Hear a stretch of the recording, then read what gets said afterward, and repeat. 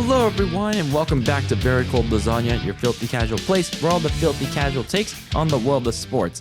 I am DylanLasagna and welcome back to another round of my NFL 2022 weekly recaps.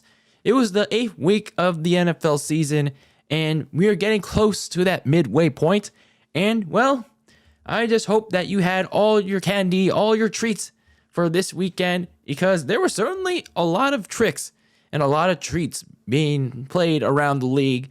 And, well, I just hope you got your fill in. I hope you didn't have too much of that candy this Halloween weekend because, well, you might have gotten candy drunk, if you know what I mean.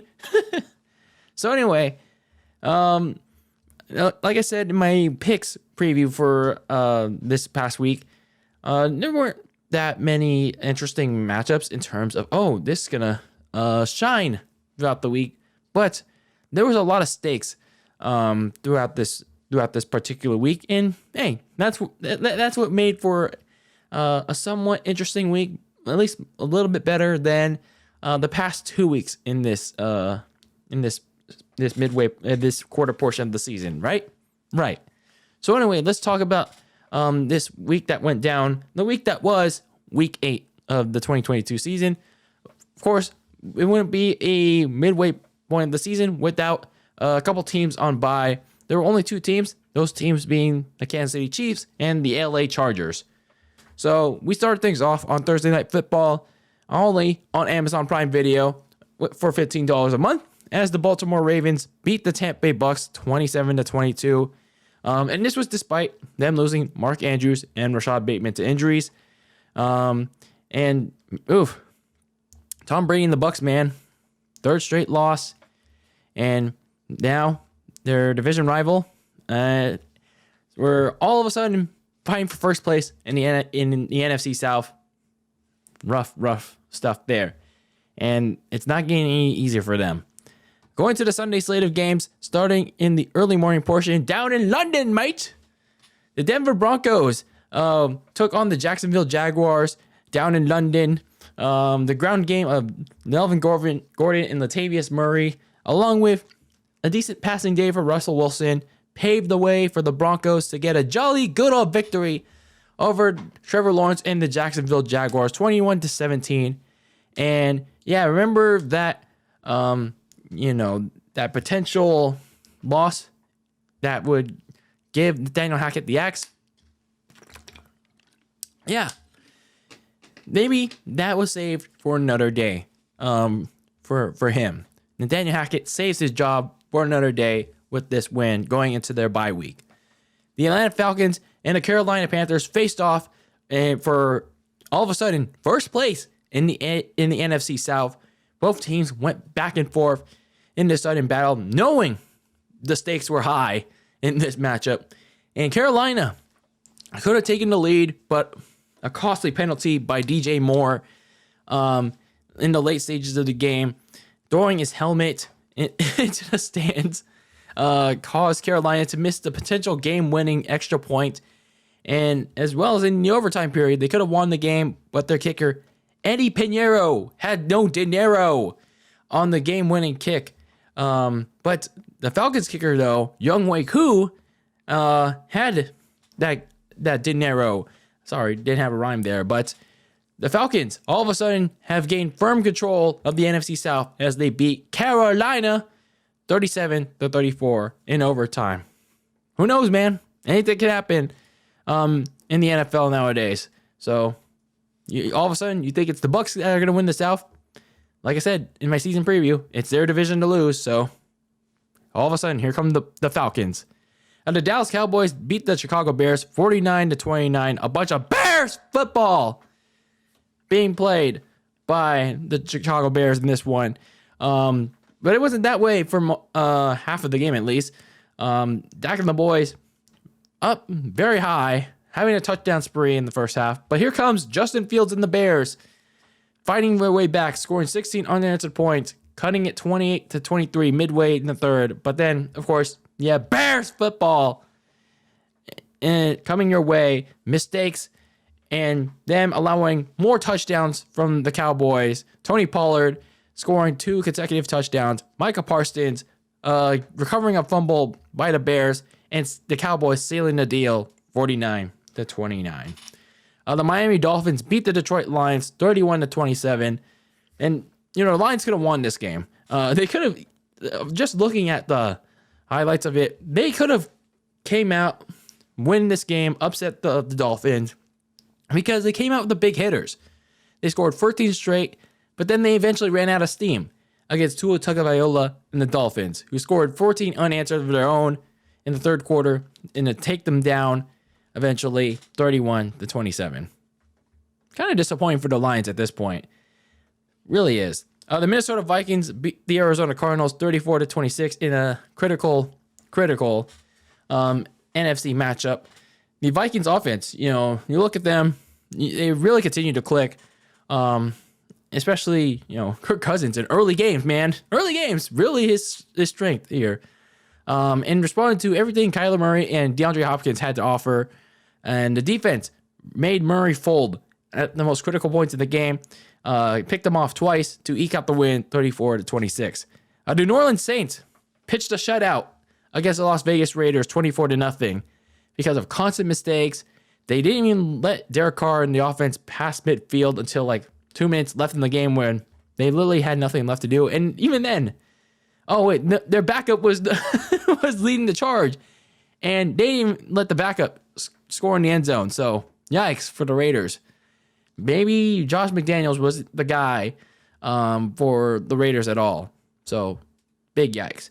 The New England Patriots beat the New York Jets 22-17, and Zach Wilson's 3 careless interceptions and overall erratic play cost the Jets this one. The Patriots took advantage of Wilson's struggles with a couple of field goals from Nick Folk, and New England beats the Jets in this one. The Philadelphia Eagles easily took care of business against the Pittsburgh Steelers 34-13. The Eagles returned from their bye and, again, made quick work of Kenny Pickett and the Steelers with 3 touchdowns from Jalen Hurts and A.J. Brown. Going to the late afternoon slate of games, the Tennessee Titans beat the Houston Texans 19-10 thanks to Derrick Henry, who was feasting all day on the poor Houston Texans. A little side note, Malik Willis, their backup, filled in for Ryan Tannehill, who was out with I don't know what it was. I think some were saying an ankle injury. Others were saying an illness. Correct me in the comments which one it was, but either way, they got the win.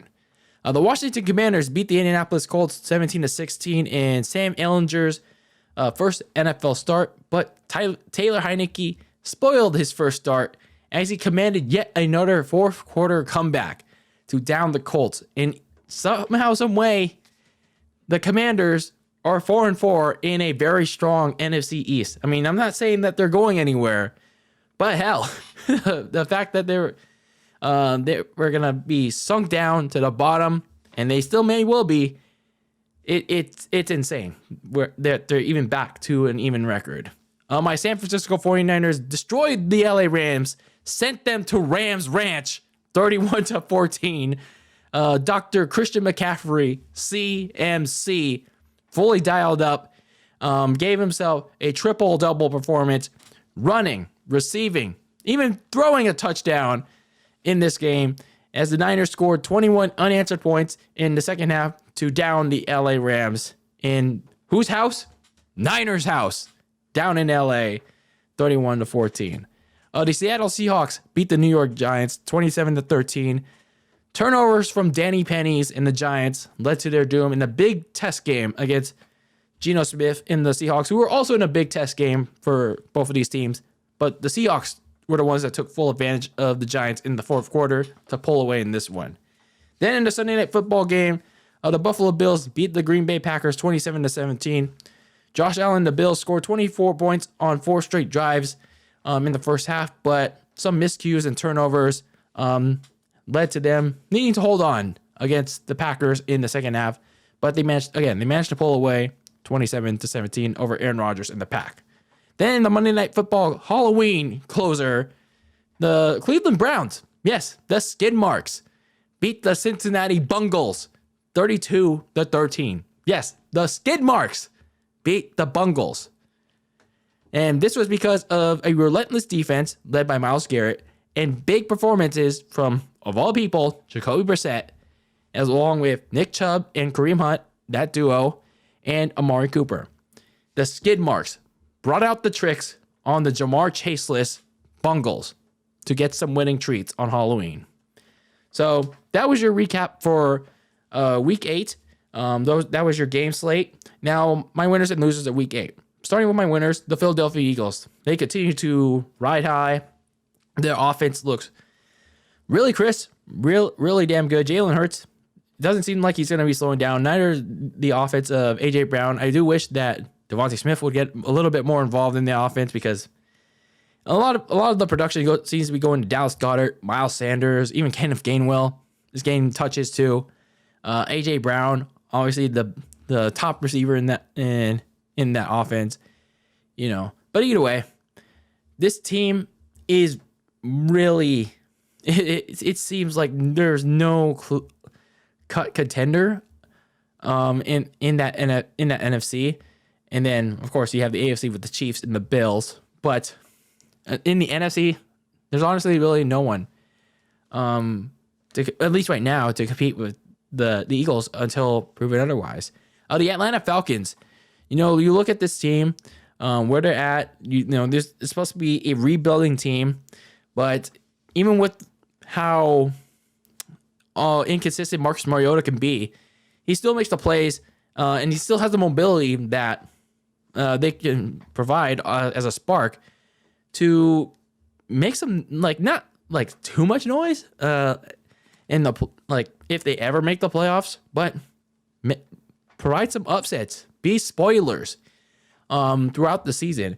And Arthur Smith, you got to give credit to him. He's doing a really good job with the shit sandwich that he's been given with the talent that he's been given with. He's really making the most of the team that he has. And this matchup against the Carolina Panthers this week was a really good indictment of that. So their first place in the NFC South. I don't know how hard or easy it's gonna get. I'm gonna have to get back to you on that. But hell, the Falcons, nobody expected this from them. So credit to them. Give a lot of credit to them. And I guess we can give them a little credit here. My San Francisco 49ers. We've been down on them. We've been very hard on them, but for good reason. They played like total shit. Just like last season. They were total dog shit. They were playing too much 49ers football. The last 2 weeks. They looked like they were not ready. They were unprepared. They didn't show up. And yes, injuries were a part of that. And, well, maybe they should get a new strength and conditioning coach or a new training staff for that. But here they were, week 8. They actually came in with the game plan. And again, when they come in with an actual game plan that Kyle Shanahan actually does, then they can easily win the games that they need to win. And with Chris, and I know it's a weird thing that they actually traded for Christian McCaffrey, but hell, he looks really, really dynamic in this offense. And along with spreading the ball around to Brandon Ayuk, George Kittle, even Ray McLeod, even though he was only used in the return game. But then you also have Ross Dwelley in there, the backup reserves in there. But once Debo comes back from the bye, and yes, you have a inconsistent quarterback in Jimmy G. This team, once they're recovered, hopefully from the bye week, who knows? Maybe they will actually go on a tear, or maybe not. We'll see. But if they can sustain that kind of performance in LA, they can go play. They can really do something. Who knows? But either way, I would caution this performance, but this was a good start. This was a good start for my 49ers. Now for my losers. The Las Vegas Raiders. Yikes. What was that? What was that performance from them? Devontae Adams, 3 yards for I think it was 5 targets. Derek Carr couldn't even get the ball to him. He targeted Hunter Renfrow a lot of times, but then He couldn't even get the ball to Davante Adams. And like I said, they couldn't even get the ball to midfield, past the Saints midfield until like 2 minutes left in the game when all the starters were out. And they didn't even get to the red zone until like when it was close to near 30 seconds in the game. And then when they even got to the end zone, they didn't even score. It's so embarrassing. That was very embarrassing for Las Vegas. And apparently Josh McDaniels had another long meeting with Mark Davis. So it would surprise me if he keeps losing like this, that Josh McDaniels gets fired in like late in December, early December, or by the end of the season, because this isn't working. This isn't working for the Raiders as they hoped for. And I don't know if Davante Adams regrets leaving the Packers for more money. Maybe he does, for the better weather, I guess. So if you're the Raiders, this is big yikes, big disappointing, and a new low for them. The LA Rams, yeah, like you're off the bye, and you could have had a good game plan to beat the Niners, even though it was like not a really original one when Jimmy G was already throwing a bunch of screen passes, but now Matthew Stafford's doing it, and you're trying to beat them at your own game. But then you abandon the screen passes, and look where that gets you. You really get wrecked in the second half. You literally let Christian McCaffrey beat you. You literally get sent to Rams Ranch. So, and not only that, you keep Cooper Kupp in the game. Sean McVay keeps Cooper Kupp in the game. And it's good on him. It was good of him to admit that it was a bad decision to keep him in the game when it was literally over. But it was like, why keep him in the game in the first place? Why keep Matthew Stafford in the game in the first place too? Why keep the starters in the game? This is why I don't like teams doing this. Why keep your starters in the game when the game is already over? Of course, when it's still playing, but it's already out of reach for you. You have to take the starters out when it's all said and done. Now, Cooper Kupp, sure, he said he's okay, he's good, but is he really? Is he? And if you lose Cooper Kupp for like a game or a couple, then that's basically your whole offense gone. Dinero, zero. So, not good if you're the Rams. And then the Cincinnati Bengals, like they didn't show up at all on Monday night. They absolutely did not show up. Like the offensive line was not able to protect Joe Burrow. And Joe Burrow made a lot of weird decisions on Monday night. And yes, I get it. There's no Jamar Chase for a couple of games, but you still have Tyler Boyd. You still have T. Higgins. Use them. You can use them too. And then the defense, yeah, they suffered a couple of injuries during that game too. But you really gave up 400 yards, over 400 yards to Jacoby Brissett? How embarrassing, man. How embarrassing. No wonder why you guys got fucking toilet paper on Halloween, man. And yeah. So those were your winners and losers for this week. Let's talk about the hurry up game. Let's get to my hurry up game for this week. And I want to talk about the trade deadline for this coming week. It's by the time I'm recording this, it probably either passed the trade deadline or it's approaching it. Either way, the trade deadline is nearing or it's already done with. But whatever happens with the trade deadline for all these NFL teams, whatever moves they make, let's just hope whatever they're doing, let's say if it's a contender trying to make an all-in move or a move to add some depth to their team, or it's a team that's looking to blow it up or make add some draft picks, or a rebuilding team looking to dump a huge contract. Whatever move they make, like don't do it out of like out of spite or out of like, what's the term that you use when you're shopping? Like out of instinct or out of like left field or whatnot. Like do it if you believe like it's the actual best move for your organization.